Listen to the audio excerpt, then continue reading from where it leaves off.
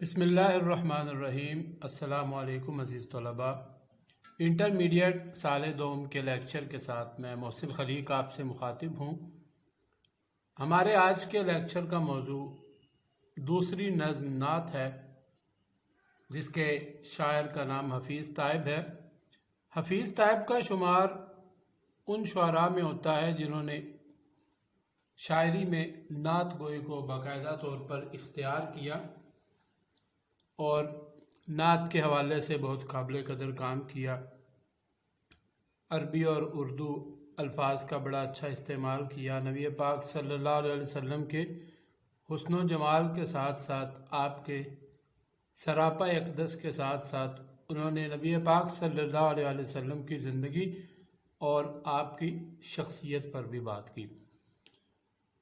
نعت کے بارے میں ہم جانتے ہیں کہ نعت ایسی نظم ہوتی ہے جس میں نبی پاک صلی اللہ علیہ وسلم کی تعریف بیان کی جائے، اور یہ تعریف جہاں آپ کے حسن و جمال کا احاطہ کرتی ہے، یہ تعریف جہاں نبی پاک صلی اللہ علیہ وسلم کی خوبصورتی کو بیان کرتی ہے، وہیں نعت میں نبی پاک صلی اللہ علیہ وسلم کی شخصیت پر بھی بات ہوتی ہے، اور آپ کی شخصیت کے اس دنیا پر جو اثرات ہیں وہ بھی زیر بحث ہوتے ہیں۔ ہمارے پیش نظر جو نعت ہے، اس میں حفیظ طیب نے نبی پاک صلی اللہ علیہ وسلم کا بطور شخصیت جائزہ لیا ہے کہ آپ کی شخصیت کیسی تھی۔ پہلا شعر دیکھیے: خوش خصال و خوش خیال و خوش خبر خیر البشر۔ خوش خصال و خوش خیال و خوش خبر خیر البشر، خوش نصاد و خوش نہاد و خوش نظر خیر البشر۔ سابقہ استعمال کیا خوش کا۔ آپ یہ دیکھیں گے کہ یہ حفیظ طیب کی قادر الکلامی کی بھی دلیل ہے کہ انہوں نے ایک شعر میں نبی پاک صلی اللہ علیہ وسلم کی شخصیت کے کس قدر پہلو اکٹھے کر دی۔ شعر میں ایک لفظ جو قابل وضاحت اور قابل تشریح ہے، جو پوری نظم کے ہر شعر میں بیان ہوا ہے، وہ لفظ ہے خیر البشر۔ شاعر نے آپ کو خیر البشر قرار دیا، دنیا کے تمام انسانوں سے بہترین انسان، اور شاعر نے اس نظم میں نبی پاک صلی اللہ علیہ وسلم کی متنوع صفات گنوا کر بتا کر اس بات کو ثابت کیا ہے کہ اس دنیا میں جتنے بھی انسان ہیں، ان سب میں جو سب سے بہترین ہستی ہے، بعد از خدا بزرگ توئی قصہ مختصر، وہ نبی پاک صلی اللہ علیہ وسلم کی ہستی ہے۔ آپ فخر بنی آدم تھے، درود اس پر جسے شمع شبستان ازل کہیے، درود اس ذات پر فخر بنی آدم جسے کہیے۔ تو آپ بنی آدم کے لیے فخر کا باعث تھے اپنی شخصیت کی وجہ سے۔ غیر مسلم جب نبی پاک صلی اللہ علیہ وسلم کی شخصیت کا مطالعہ کرتے ہیں تو وہ یہ دیکھتے ہیں کہ آپ بطور انسان، آپ کا رویہ کس طرح کا تھا، آپ کا کردار کیسا تھا۔ اب پہلا شعر میں نے پڑھا، شاعر کہتا ہے خوش خصال، اچھی خصلتوں والا، اچھی عادات والا۔ یہ سائیڈ میں نے شعر میں جو جو باتیں بیان ہوئی ہیں ان کو بھی لکھا ہے تاکہ آپ کے لیے تھوڑی سی آسانی ہو۔ خوش خصال، اچھی عادات والا، اچھی خصلت والا۔ خوش خیال، اچھی سوچ رکھنے والا۔ خوش خبر، اچھی باتوں کی خوشخبری دینے والا۔ خوش مزاج، اچھے خاندان سے تعلق رکھنے والا۔ خوش نہاد، اچھی طبیعت والا، ہنس مکھ آدمی۔ خوش نظر، اچھی نظر رکھنے والا۔ آپ دیکھ سکتے ہیں کہ اس ایک شعر میں نبی پاک صلی اللہ علیہ وسلم کی شخصیت کی کس قدر صفات شاعر نے بیان کی ہیں، تو نبی پاک صلی اللہ علیہ وسلم کی زندگی مبارک کا جائزہ لیا جائے، ہمیں معلوم ہوتا ہے کہ یہ تمام خصائل، یہ تمام عادات، یہ تمام خوبیاں آپ کی ذات میں بدرجہ اتم پائی جاتی تھیں۔ آپ اچھی عادات کے مالک تھے، بچپن سے ہی کسی نے آپ میں کوئی بری عادت نہیں دیکھی، لوگوں کے بارے میں اچھا سوچتے تھے، اور قرآن پاک کی میں نے ایک آیت لکھی ہے، اِنَّا أَرْسَلْنَاكَ بِالْحَقِّ بَشِيرًا وَنَذِيرًا۔ اللہ تعالیٰ نے فرمایا کہ ہم نے آپ کو حق کے ساتھ خوشخبری دینے والا اور ڈرانے والا بنا کر بھیجا، یعنی جہاں آپ ڈرانے والے تھے، لوگوں کو عذاب سے ڈرانے والے تھے، اللہ کی ناراضی سے ڈرانے والے تھے، وہیں آپ نے لوگوں کو خوشخبری دی، اچھے مستقبل کی خوشخبری بھی دی اور آخرت کے حوالے سے جنت کی خوشخبریاں بھی دی۔ آپ کا تعلق ایک بہت ہی عالی نسب، بہت ہی اچھے اور بہت ہی بڑے خاندان سے تھا۔ جس خاندان کے ساتھ آپ کا تعلق تھا وہ نہ صرف قریش میں بلکہ عرب میں بہت بڑا مقام رکھتا تھا۔ اللہ تعالیٰ نے اپنے گھر خانہ کعبہ کی خدمت اس خاندان کے سپرد کی تھی۔ بنو ہاشم سے آپ کا تعلق تھا، جو تمام عرب میں عزت و احترام کی نگاہ سے دیکھا جاتا۔ آپ ایک ہنس مکھ تھے، آپ لوگوں کے ساتھ خندہ پیشانی سے، بڑی مسکراہٹ کے ساتھ، بڑے اچھے طریقے سے خوش ہو کر ملتے، اور جو آپ کو ایک بار مل لیتا وہ آپ سے دوبارہ ملنے کا خواہاں رہتا۔ یہ تمام صفات گنوا کر شاعر کہتے ہیں کہ آپ خیر البشر تھے، آپ دنیا میں موجود تمام انسانوں سے بہتر انسان تھے۔ شاعر کہتا ہے، حسن یوسف دم عیسیٰ ید بیضا داری، آنچ خوبا ہمہ دارن تو تنہا داری۔ اللہ تعالیٰ نے مختلف انبیاء علیہ السلام کو مختلف معجزات عطا کیے۔ یوسف علیہ السلام کو حسن عطا کیا، حضرت عیسیٰ علیہ السلام کو یہ معجزہ عطا کیا کہ وہ بیماروں کو شفا دیتے اور مردوں کو زندہ کرتے اور عصا پھینکتے۔ موسیٰ علیہ السلام عصا پھینکتے اور اپنا ہاتھ بغل میں ڈالتے تو وہ روشن ہوتا۔ شاعر کہتا ہے کہ یہ تمام انبیاء ان تمام کمالات سے متصف تھے، لیکن ان کے سامنے، ان کے مقابلے میں جو نبی پاک صلی اللہ علیہ وسلم کی جو شخصیت ہے وہ ان سب سے بڑھ کر۔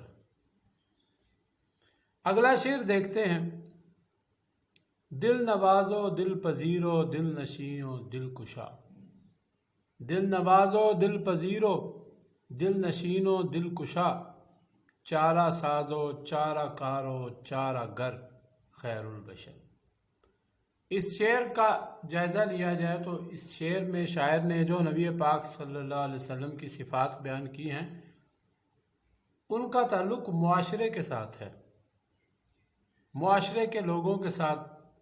انسان کا بطور انسان جو رویہ ہوتا ہے، اس کے دل میں لوگوں کے لیے جو جذبات ہوتے ہیں، جو اس کی معاشرے میں ڈیلنگ ہوتی ہے، دل نواز، دلوں کو نوازنے والا، دلوں کو خوش کرنے والا، دل پذیر، دل میں اتر جانے والا، دل نشیں، دل کو اچھا لگنے والا، دل کشا، کھلے دل کا مالک۔ دل کا سابقہ استعمال کرتے ہوئے یہ شاعر کی قادر الکلامی کی بھی دلیل ہے کہ اس نے دل کا سابقہ استعمال کرتے ہوئے نبی پاک صلی اللہ علیہ وسلم کی 4 صفات بیان کی جن کا تعلق معاشرے کے لوگوں کے ساتھ۔ معاشرے کا وہ شخص جس کا لوگوں کے ساتھ رویہ اچھا ہو، جو لوگوں کے کام آتا ہو، جو ظاہری طور پر بھی خوبصورت ہو اور باطنی طور پر بھی متاثر کن شخصیت کا مالک ہو، تو ایسے لوگ معاشرے میں بہت مقبول ہوتے ہیں۔ نبی پاک صلی اللہ علیہ وسلم کی زندگی کا جائزہ لیا جائے تو آپ اس معاشرے میں، عرب کے اس معاشرے میں جو کہ کسی طور پر بھی اخلاقی اقدار کا حامل نہیں تھا، لوگوں کے دلوں میں ایک دوسرے کے لیے محبت نہیں تھی، لوگ اپنی ذاتی انا کا شکار تھے اور لوگوں کے سامنے ان کی صرف اپنی ذات ہوتی تھی، تو ایسے معاشرے میں ایک ایسی شخصیت آئی جس نے لوگوں کو دوسروں کے لیے جینا سکھایا۔ آپ نے لوگوں کو اپنے رویے سے، اپنی مسکراہٹ سے، اپنے عمل سے نوازا، چارہ ساز، چارہ کار، چارہ گر، لوگوں کے کام آئے، لوگوں کے بگڑے ہوئے کام بنائے۔ اگر کسی کو مدد کی ضرورت ہے تو اس کی مدد کی، اگر کسی کو دو میٹھے بولوں کی ضرورت تھی تو اس کو میٹھے بول عطا کیے، اگر کسی کو پیسوں کی ضرورت ہے، کھانے کی ضرورت ہے، کوئی بھی کسی کا مسئلہ ہے تو آپ نے اس کو عطا فرمائے۔ تو نبی پاک صلی اللہ علیہ وسلم کی زندگی اسی ایک نقطے کے ارد گرد گھومتی ہے کہ آپ لوگوں کو عطا کرنے والے تھے اور لوگوں کے دلوں میں رہتے تھے، چونکہ آپ کا رویہ معاشرے کے لوگوں کے ساتھ ایسا تھا۔ تو ہمیں بھی بطور مسلمان یہ جو ہم پڑھ رہے ہیں، نبی پاک صلی اللہ علیہ وسلم کی صفات پڑھ رہے ہیں، تو اس کا مقصد یہ ہے کہ ہم اس کو پڑھ کر ہم اپنی شخصیت کو آپ جیسا بنائیں، تاکہ جو غیر مسلم ہیں وہ ہمیں دیکھیں اور وہ یہ بات سوچنے پر مجبور ہو جائیں کہ اس شخص کا تعلق کس مذہب کے ساتھ۔ وہ نبیوں میں رحمت لقب پانے والا، مرادیں غریبوں کی بھر لانے والا، مصیبت میں غیروں کے کام آنے والا، وہ اپنے پرائے کا غم کھانے والا۔ تو نبی پاک صلی اللہ علیہ وسلم کی جو شخصیت تھی وہ بہت ہی دل نواز تھی، دل نشین، بڑی خوبصورت شخصیت تھی۔ ظاہری و باطنی طور پر آپ لوگوں کے لیے ایک متاثر کن شخصیت رکھتے تھے۔ اس بات کو نہ صرف مسلمان مانتے ہیں بلکہ غیر مسلم تاریخ دان لکھنے والے بھی اس بات کو تسلیم کرتے ہیں کہ نبی پاک صلی اللہ علیہ وسلم بطور انسان ایک بہت بڑی شخصیت۔ تیسرا شعر دیکھیں، سر بسر مہر و مروت، سر بسر مہر و مروت، سر بسر صدق و صفا۔ آپ مجسم محبت تھے، پیار محبت، صدق و صفا، سچائی، خلوص۔ نبی پاک صلی اللہ علیہ وسلم کی جو شخصیت تھی وہ سرتاپا محبت کا ایک عملی مجسمہ تھی۔ یعنی ہم کہہ سکتے ہیں کہ اگر محبت کو مادی وجود ملا ہوتا تو وہ نبی پاک صلی اللہ علیہ وسلم کی شخصیت ہوتی۔ آپ کی ذات میں اللہ تعالیٰ نے محبت کا عنصر اس طرح گوندا ہوا تھا کہ دشمن بھی آپ کا گرویدہ بن جاتا۔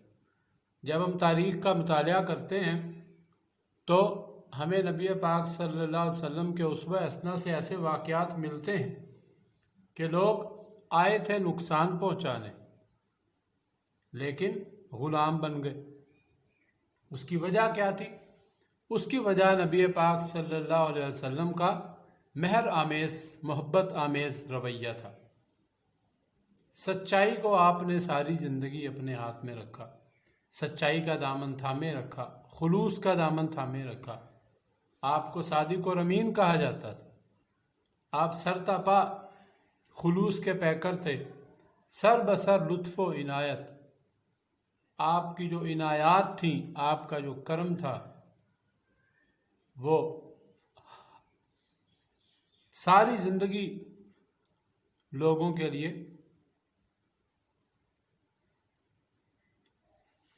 آپ کا جو کرم اور عنایت تھا اس کا دروازہ کبھی بھی لوگوں کے لیے بند نہ ہوا۔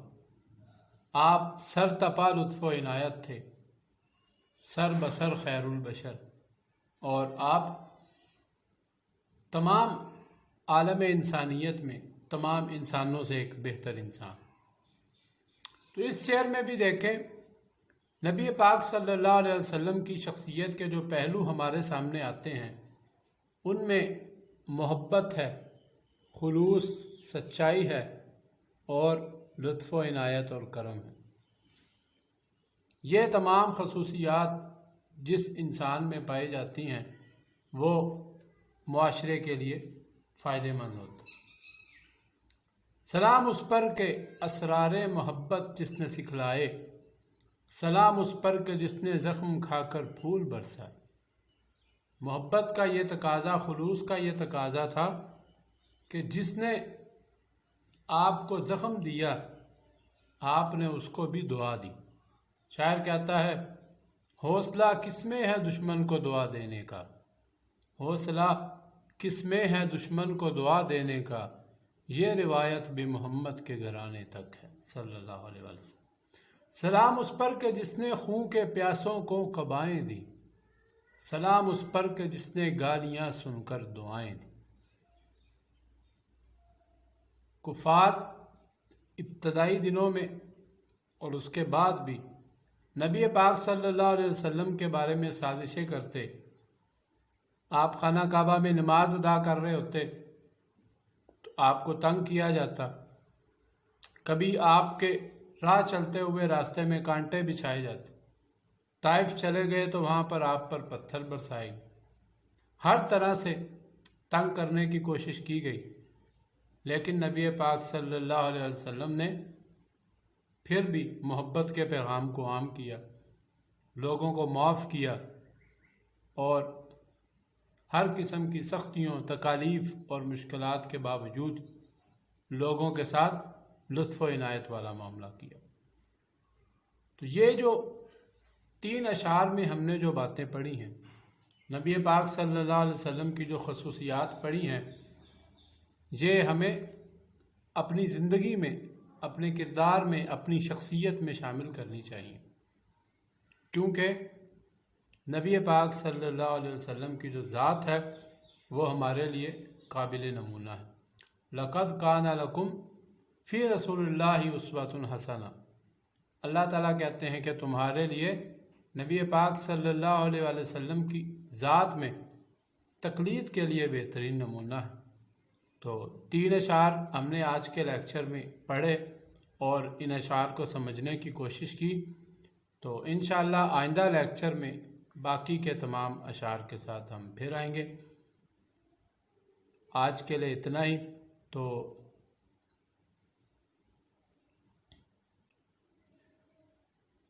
السلام علیکم ورحمۃ اللہ وبرکاتہ۔